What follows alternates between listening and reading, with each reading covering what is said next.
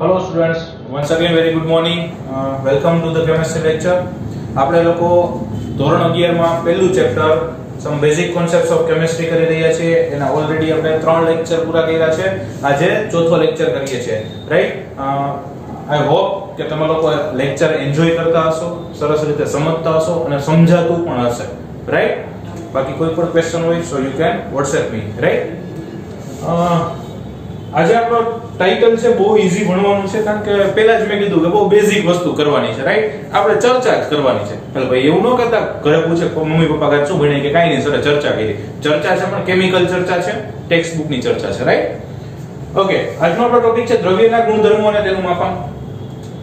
દ્રવ્યના ગુણધર્મો કરવા છે, એનું માપન કરવું છે, એને વિશે થોડીક ચર્ચા કરવી છે. આ બધી વસ્તુ નાની અમુક તમે 10th માં પણ ભણી ગયા છો. બરાબર? આઈ હોપ કે યાદ હશે. ન હોય તો કાંઈ વાંધો નહીં, હું કરાવવાનો જ છું. ઓકે, એટલે ચિંતા ના કરતા. ઓકે, તો ગુણધર્મોમાં સૌથી પહેલા તો દ્રવ્યના ગુણધર્મો. તો ગુણધર્મોમાં બે પ્રકારના ગુણધર્મો વિચારી શકાય: ભૌતિક ગુણધર્મો અને રાસાયણિક ગુણધર્મો. એટલે કે ફિઝિકલ પ્રોપર્ટીઝ, ભૌતિક ગુણધર્મો એટલે કે ફિઝિકલ પ્રોપર્ટીઝ અને રાસાયણિક ગુણધર્મો એટલે કે કેમિકલ પ્રોપર્ટીઝ. ફિઝિકલ પ્રોપર્ટીઝ અને કેમિકલ પ્રોપર્ટીઝ, બે ટાઈપની પ્રોપર્ટીઝ ચર્ચા કરવાની. તો પહેલા ભૌતિક ગુણધર્મો કોને કહેવાય? તો કે જે ગુણધર્મના માપન માટે કોઈ જ રાસાયણિક પ્રક્રિયા કરવાની જરૂર ન પડે, જેના માપન દરમિયાન કોઈ રાસાયણિક ફેરફાર પણ ન થાય અને એને વગર રાસાયણિક પ્રક્રિયા કરીને જોઈને અથવા અન્ય કોઈ પદ્ધતિથી માપી શકાય, ભૌતિક રીતે જેને માપી શકાય, એને ભૌતિક ગુણધર્મો કહેવાય. જેમ કે આ માર્કર કોઈ આપણા હાથમાં દે તો મને પૂછે કે માર્કર એટલે હું એમ કહું કે સફેદ કલરની ને કાળા કલરની, મતલબ વ્હાઈટ અને બ્લેક કલર દેખાય છે. તો વ્હાઈટ અને બ્લેક દેખાય છે, ફિઝિકલી દેખાણું, જોવા માટે મારે કોઈ રાસાયણિક પ્રક્રિયા કરવાની જરૂર પડી નથી. ઓકે, બીજું કે કેવો પદાર્થ છે? તો ઘન છે, મતલબ અવસ્થા. ત્રીજું કે કેવી છે? તો કે આમ પ્લાસ્ટિકની બનેલી છે. તો જો એ બધા કેવા થયા? ભૌતિક ગુણધર્મ થયા. એના માટે મારે કોઈ રાસાયણિક પ્રક્રિયા કરવાની જરૂર નથી પડી. ઓકે, તો એ થયાના ભૌતિક ગુણધર્મો. માત્ર ભૌતિક રીતે જેને ઓબ્ઝર્વ કરી શકાય, જાણી શકાય, બધા ભૌતિક ગુણધર્મો. જેમ કે કોઈ પણ પદાર્થનો રંગ, કોઈ પણ પદાર્થની વાસ, લાક્ષણિક વાસ ધરાવતો હોય. કેવી વાસ છે? તો કે મીઠી વાસ છે, ફળ જેવી મીઠી વાસ છે, દુર્ગંધ ધરાવતું હોય, ફૂલ જેવી વાસ છે. એટલે કેમિસ્ટ્રીમાં સુગંધને એક વાસ ઓડર કહેવાય. ઓડર, બરાબર? સ્મેલ, કેરેક્ટરિસ્ટિક સ્મેલ છે. ફળો જેવી વાસ હોય, પાકેલ ફળો જેવી હોય, બળેલી ખાંડ જેવી વાસ હોય, આલ્કોહોલ જેવી સ્મેલ હોય, આવી અલગ અલગ પ્રકારની વાસ, મરેલા ઉંદર જેવી વાસ હોય, કડવી બદામ જેવી વાસ હોય, માછલીના તેલ જેવી વાસ હોય, એરોમેટિક પદાર્થોમાં અલગ અલગ લવિંગની સ્મેલ હોય, અજમા જેવી. તો એ બધી એની એક લાક્ષણિક વાસ થઈ. એના ભૌતિક ગુણધર્મો થયો. ઘનતા માપવી હોય, ઘનતા એટલે દળના છેદમાં કદ, એ હજી આપણે આગળ ડિટેલમાં આવશે. રાઈટ?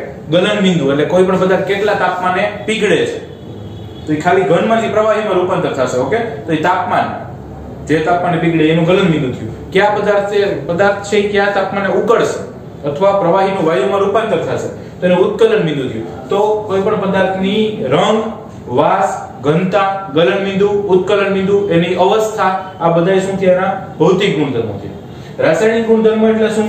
તો કે જે ગુણધર્મના માપન માટે આપણે રાસાયણિક પ્રક્રિયા કરવી પડે, રાસાયણિક સંઘટન થાય, તો એવા ગુણધર્મોને રાસાયણિક ગુણધર્મો કહેવાય, કેમિકલ પ્રોપર્ટીઝ કહેવાય.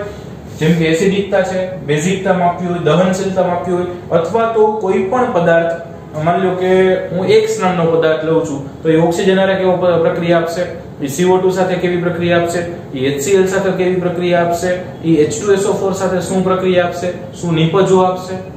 બહુ સ્પીડ થઈ છે બોલવામાં. ફાઇન. X નામનો પદાર્થ O2 સાથે કેવી પ્રક્રિયા અને શું નિપજ આપે, HCl સાથે કેવી પ્રક્રિયા અને શું નિપજ આપે, H2SO4 સાથે કેવી પ્રક્રિયા અને શું નિપજ આપે, CO2 સાથે શું પ્રક્રિયા, શું નિપજ આપે. ટૂંકમાં કોઈ પણ અન્ય રસાયણ સાથે કેવી પ્રક્રિયા આપે, કેવી નિપજ આપે, શું આપે, એ બધી જ ચર્ચા, એ બધા જ ગુણધર્મો એના રાસાયણિક ગુણધર્મો કહેવાય. અથવા કોની સાથે પ્રક્રિયા કરી શકે, કોની સાથે પ્રક્રિયા ન કરી શકે, એ બધું એની કેમિકલ પ્રોપર્ટી રાસાયણિક ગુણધર્મોમાં આવે. રાઈટ? હવે આ સિવાય માની લો કે આપણે કોઈ પણ પદાર્થની આવી ભૌતિક રાશિઓ છે એનું માપન કરતા હોય તો એને દર્શાવવા માટે બે પદ્ધતિ છે. એક ઇંગ્લિશ પદ્ધતિ છે અને એક મેટ્રિક પદ્ધતિ છે.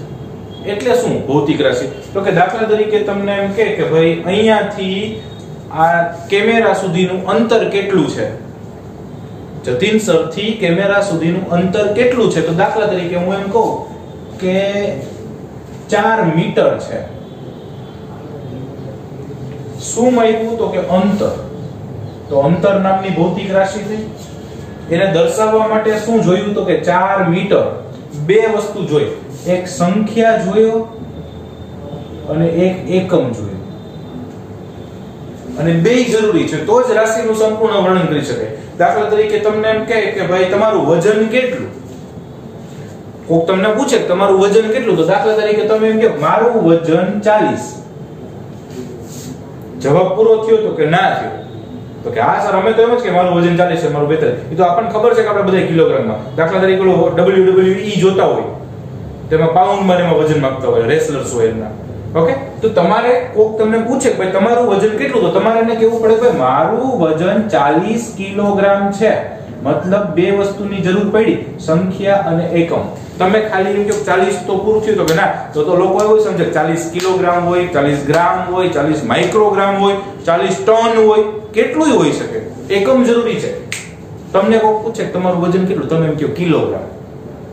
હાલે, તમે ખાલી એમ કહો કિલોગ્રામ, તો લોકો 1 કિલોગ્રામ સમજે, અડધો કિલોગ્રામ સમજે, 100 કિલોગ્રામ સમજે. સંખ્યા જરૂરી છે, એકમ જરૂરી છે, રાઈટ? અને આવા એકમોને દર્શાવવા માટે, આવી સંખ્યા અને એકમોના વર્ણન માટે બે પદ્ધતિ વપરાતી, ઇંગ્લિશ પદ્ધતિ અને મેટ્રિક પદ્ધતિ. મેટ્રિક પદ્ધતિ છે જૂની પદ્ધતિ છે જે ફ્રાન્સમાં ને એમાં વપરાતી હતી, અને એ દશાંશ પદ્ધતિ ઉપર આધારિત પદ્ધતિ છે. દશાંશ સંખ્યાઓ ઉપર આધારિત પદ્ધતિ મેટ્રિક પદ્ધતિ છે. એના પછી ઇંગ્લિશ પદ્ધતિ ઉપયોગમાં આવી. પણ આ તો ખાલી આપણે બે નામ યાદ રાખવાના છે. આ દશાંશ ચિહ્નો અથવા દશાંશ સંખ્યાઓ ઉપર આધારિત પદ્ધતિ છે, એટલું યાદ રાખવાનું છે એમસીક્યુ માટે. બાકી આપણે બેમાંથી એકય પદ્ધતિ ડિટેલમાં ભણવાની નથી, એટલે એની કોઈ જ ચિંતા કરવાની થતી નથી. આ તો હું નામ ન લખી તો વળી પાછા ઘણા સ્ટુડન્ટ વિડિયો જોઈને ચોપડી વાંચે તો કે લે જતીન સરે ઉડાડી દીધું. ચિંતા ના કરતા કાઈ નહીં ઉડે, બધું આવશે, રાઈટ? તો આવી કોઈ પણ ભૌતિક રાશિ છે એમના વર્ણન માટે સંખ્યા અને એકમ બેયની જરૂર પડશે. એના માટે ઇંગ્લિશ પદ્ધતિ મેટ્રિક પદ્ધતિ વપરાતી. મેટ્રિક પદ્ધતિ જૂની દશાંશ પદ્ધતિ ઉપર આધારિત છે. બસ આટલું જ છે. હવે એકમો છે, તો એકમ માટે શું વપરાણું? તો કે એકમ માટે તમને એકમોની આંતરરાષ્ટ્રીય પદ્ધતિ આપણે વપરાશમાં લઈએ છીએ. અને એકમોની આંતરરાષ્ટ્રીય પદ્ધતિ કઈ? તો કે તમે ઓલરેડી ભણી ગયા છો. સીજીએસ પદ્ધતિ હતી, પછી એમકેએસ પદ્ધતિ આવી, પછી એમકેએસએ પદ્ધતિ આવી, પછી છેલ્લે એસઆઈ પદ્ધતિ આવી. CGS, MKS, MKSA, SI. આગલું બધું ભૂલી જાઓ. એસઆઈ પદ્ધતિ અમલમાં છે. એસઆઈ પદ્ધતિનું પૂરું નામ શું છે? ફ્રેન્ચ ભાષામાં એનું નામ શું થાય? તો કે એનું નામ છે લી સિસ્ટમ ઇન્ટરનેશનલ ડી યુનિટ્સ. લી સિસ્ટમ અથવા સિસ્ટમ બેય બોલે. લી સિસ્ટમ અથવા લી સિસ્ટમ ઇન્ટરનેશનલ ડી યુનિટ્સ. જે ક્યાંથી આવ્યું હતું? તો કે 11મી સામાન્ય સભા મળી હતી પેરિસ ખાતે. અને 11મી સામાન્ય સભા કોની? તો કે conference general des points et measures. ટૂંકું નામ છે CGPM. Conference general des points et measures, કે જે મીટર કન્વેન્શન તરીકે ઓળખાય છે. એમાં આ પદ્ધતિનો સ્વીકાર કરવામાં આવેલો છે, રાઈટ? એસઆઈ પદ્ધતિ અમલમાં છે. અને એસઆઈ પદ્ધતિ છે એ મૂળ 7 ભૌતિક રાશિ માટે આપવામાં આવી છે. કેટલા માટે? એસઆઈ પદ્ધતિ કોના માટે વ્યાખ્યાયિત કરવામાં આવી છે? 7 ભૌતિક રાશિ માટે. અને એ 7 ભૌતિક રાશિ છે એને મૂળભૂત ભૌતિક રાશિ તરીકે ઓળખવામાં આવે છે. કેટલી? 7. કઈ રાશિ તરીકે ઓળખવામાં આવે? મૂળભૂત ભૌતિક રાશિ. અને એના સિવાયની છે એ બધી ગૌણ ભૌતિક રાશિ તરીકે ઓળખાય. અને ઈ જે ભૌતિક રાશિના એકમો એસઆઈ એકમ આપ્યા છે ઈ 7 મૂળભૂત એકમ તરીકે ઓળખાય છે. અને એમાંથી મેળવેલા એકમોને સાધિત એકમ તરીકે ઓળખવામાં આવે છે, અથવા મેળવેલા એકમો તરીકે ઓળખવામાં આવે છે, અથવા ઉપજાવેલા એકમો તરીકે ઓળખવામાં આવે છે. કોને? જે 7 ભૌતિક રાશિ છે એના એકમોને મૂળભૂત એકમો કહેવાય, અને એના ઉપરથી મેળવેલા એકમોને, મૂળભૂત એકમનો ઉપયોગ કરીને મેળવેલા એકમોને સાધિત એકમ અથવા ઉપજાવેલા એકમ તરીકે ઓળખાય છે. અને પછી આપણે જોઈએ 7 કઈ ભૌતિક રાશિ છે અને એના એસઆઈ પદ્ધતિના એકમ શું છે અને એમની સંજ્ઞા શું છે, રાઈટ? ઓકે, તો એસઆઈ પદ્ધતિને મેં કીધું કે 7 ભૌતિક રાશિ માટે એસઆઈ એકમો આપવામાં આવ્યા છે. તો 7 ભૌતિક રાશિ કઈ કઈ છે, એ રાશિની સંજ્ઞા કઈ છે, એનો એસઆઈ એકમ કયો છે અને એસઆઈ એકમની સંજ્ઞા કઈ છે, આટલી ચર્ચાઓ આપણે કરવાની છે. તો સૌથી પહેલા ભૌતિક રાશિ 7 કઈ, તો કે લંબાઈ, દળ, સમય, વિદ્યુત પ્રવાહ, ઉષ્માગતિકીય તાપમાન, પદાર્થનો જથ્થો અને પ્રદીપ્ત તીવ્રતા અથવા જ્યોતિ તીવ્રતા. પ્રદીપ્ત અથવા જ્યોતિ તીવ્રતા, રાઈટ. હવે 7 ભૌતિક રાશિ, સાથે 7 ભૌતિક રાશિઓને મૂળભૂત ભૌતિક રાશિ કહેવાય. આ સાથે 7 ભૌતિક રાશિઓને મૂળભૂત ભૌતિક રાશિઓ કહેવાય. અચ્છા, હવે લંબાઈને શેના વડે દર્શાવે, તો કે L વડે.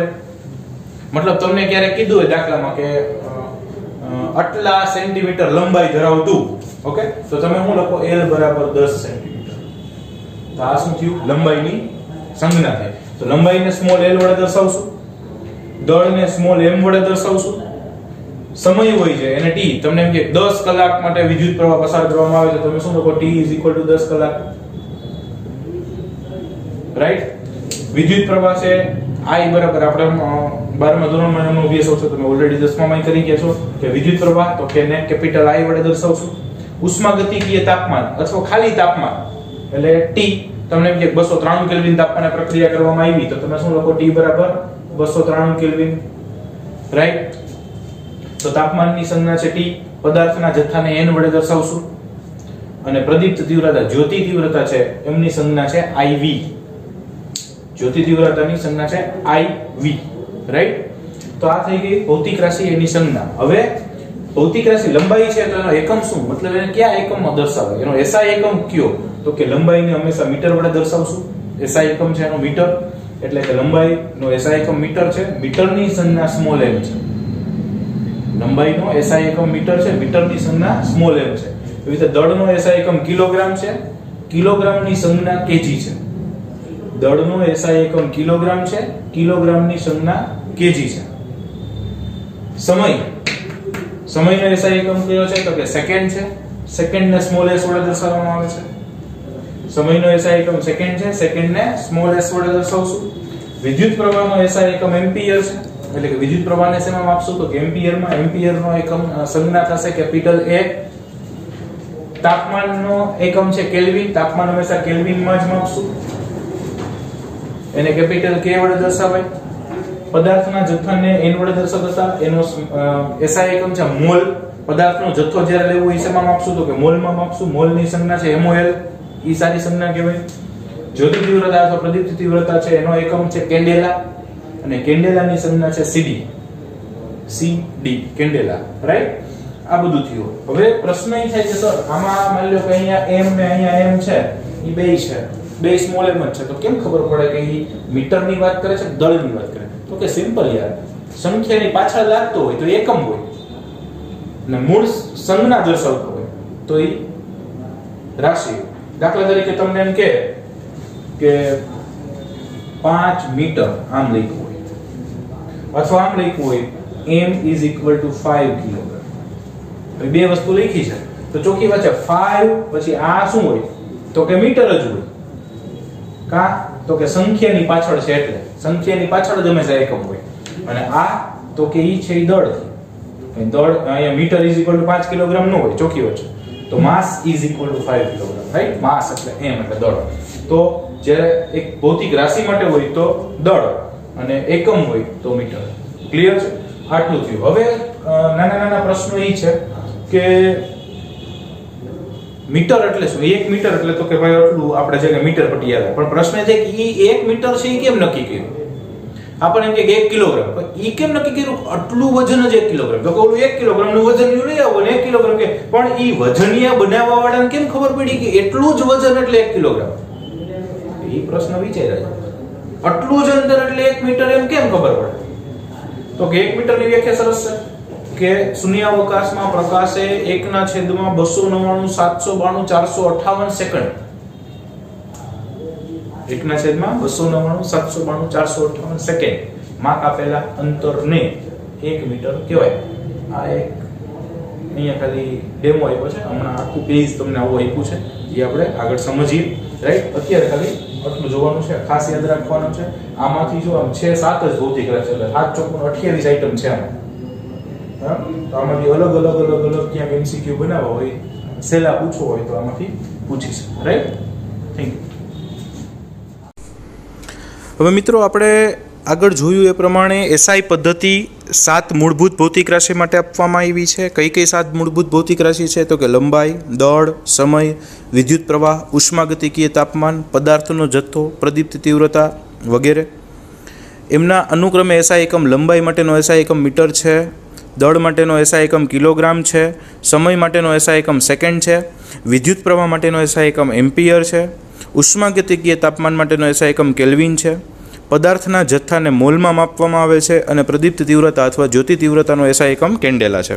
હવે પ્રશ્ન થાય કે સર આ મીટર કિલોગ્રામ એટલે શું, સેકન્ડ એટલે શું?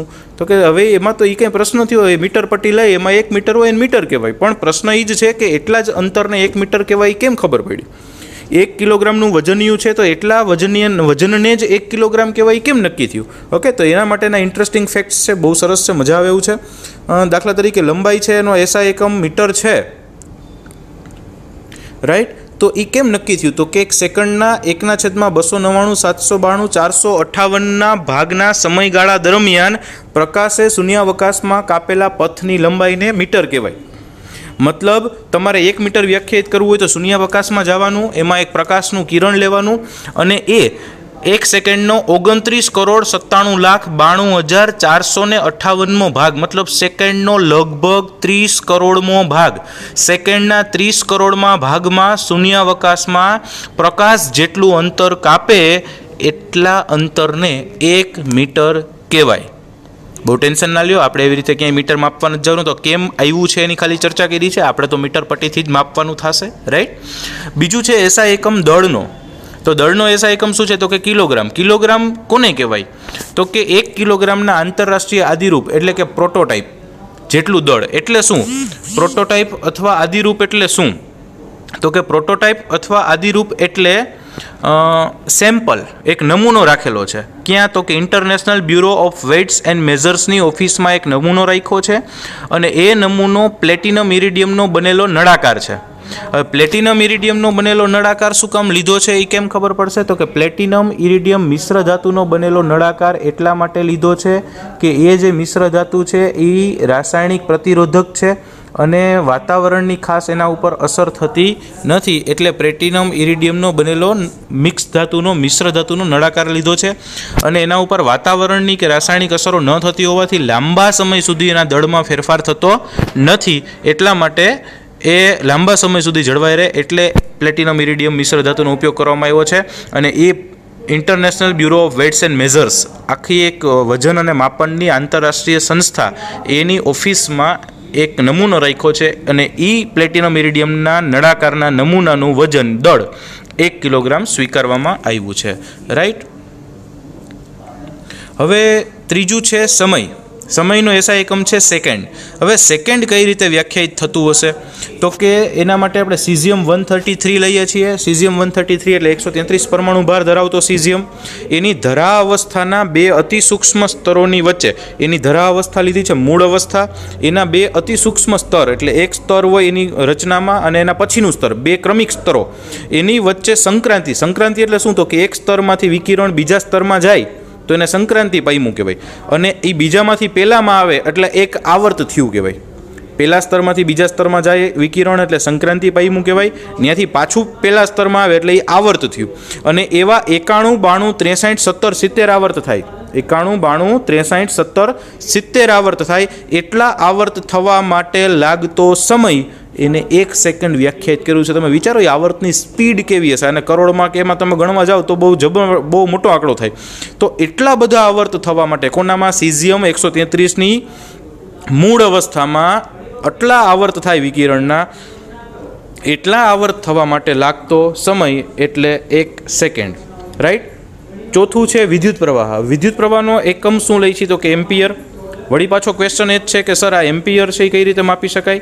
તો કે એમ્પિયર એક એવો અચળ પ્રવાહ છે જે 2 અનંત લંબાઈના 2 સીધા સમાંતર વાહકો જેમના આડછેદ નહિવત અને શૂન્યાવકાશમાં 1 મીટર અંતરે ગોઠવાયેલા છે અને આ વાહકોની વચ્ચેનું બળ 2 × 10⁻⁷ ન્યૂટન પ્રતિ મીટર લંબાઈ પર હોય કે કાંઈ ન સમજાણું, કાંઈ વાંધો નહીં, હું મેં વાંચ્યું જ છે, હજી ક્યાં સમજાયું છે, રાઈટ. એમ્પિયર કોને કહેવાય? તો કે એના માટે શૂન્યાવકાશ લેવાનું, 2 વાહકો લેવાના છે.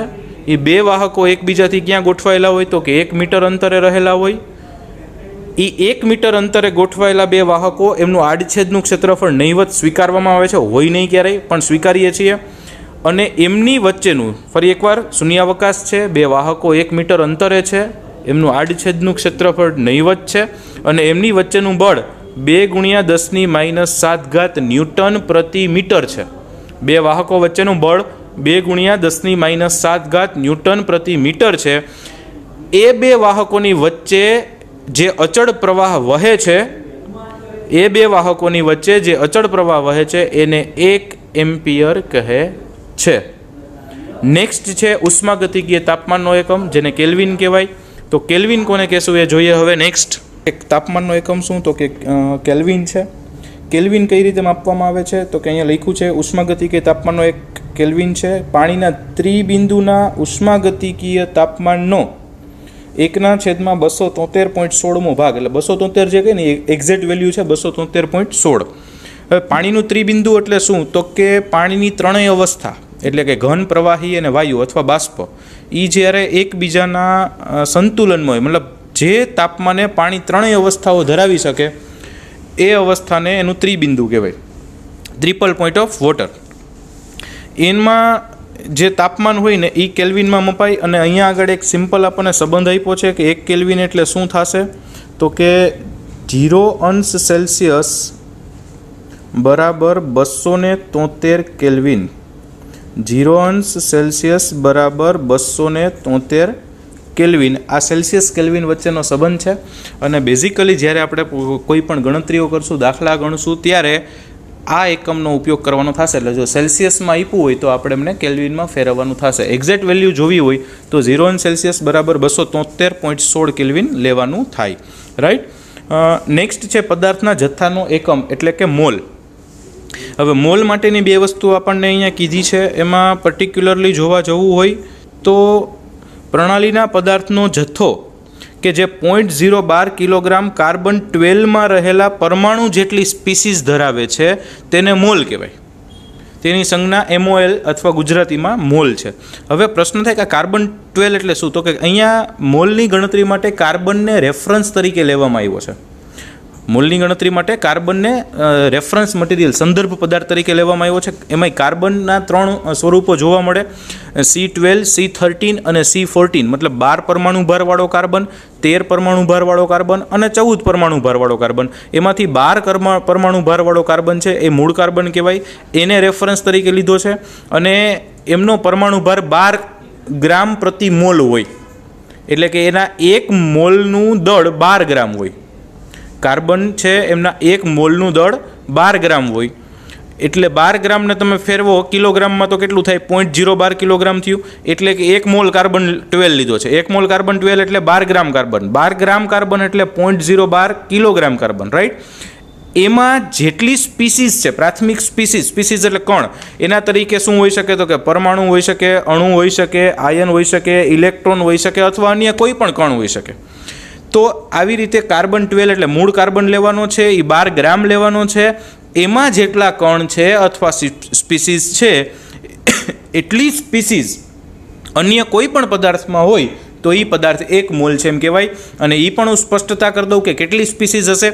તો કે 6.022 × 10⁻23 જેટલી સ્પીસીસ હશે. કેટલી હશે? 6.022 × 10⁻23 જેટલી. એટલે કે 1 એવોગેડ્રો જેટલી સ્પીસીસ ધરાવતો હોય ને એને 1 મોલ પદાર્થ કહેવાય, રાઈટ. અહીંયા કાર્બન ને 0.012 શું કામ છે? ફરી એકવાર, કાર્બન છે એમાં C12 જે છે એને રેફરન્સ તરીકે લીધો છે, એના ઉપરથી જ મેળવું છે.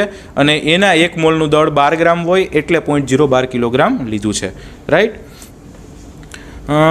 એના પછી છે કેન્ડેલા, પ્રદીપ્ત તીવ્રતા અથવા જ્યોતિ તીવ્રતાનો એકમ. કોને કહેવાય કેન્ડેલા? તો કે 540 × 10⁻12 હર્ટ્ઝ આવૃત્તિવાળા સ્ત્રોતની જ્યોતિ તીવ્રતા છે. એટલે કે કેટલી તીવ્રતા છે? તો કે 540 × 10⁻12 હર્ટ્ઝ. જે એકવર્ણી વિકિરણનું એકવર્ણી એટલે મોનોક્રોમેટિક લાઇટ, એક જ દિશામાં જતું હોય એવું વિકિરણ, એક જ દિશામાં જેનો પ્રકાશ એટલે કે એક જ રંગનો પ્રકાશ, એવા વિકિરણનું ઉત્સર્જન કરે છે. અને તેની વિકિરણની તીવ્રતા કેટલી હોય તો કે એના વિકિરણની તીવ્રતા 1/683 વોટ પ્રતિ સ્ટર્ડિયન, 1/683 વોટ પ્રતિ સ્ટર્ડિયન હોય ત્યારે એ એક કેન્ડેલા છે એમ કહેવાય. એક કેન્ડેલા એટલે કેવા સ્ત્રોતની તીવ્રતા છે તો કે 540 × 10⁻12 હર્ટ્ઝ આવૃત્તિવાળા જ્યોતની તીવ્રતા છે. અને એ એક વર્ણી વિકિરણનું આપેલ દિશામાં ઉત્સર્જન કરે છે. અને એ વિકિરણની તીવ્રતા પાછી કેટલી છે તો કે 1/683 વોટ પ્રતિ સ્ટર્ડિયન. રાઈટ.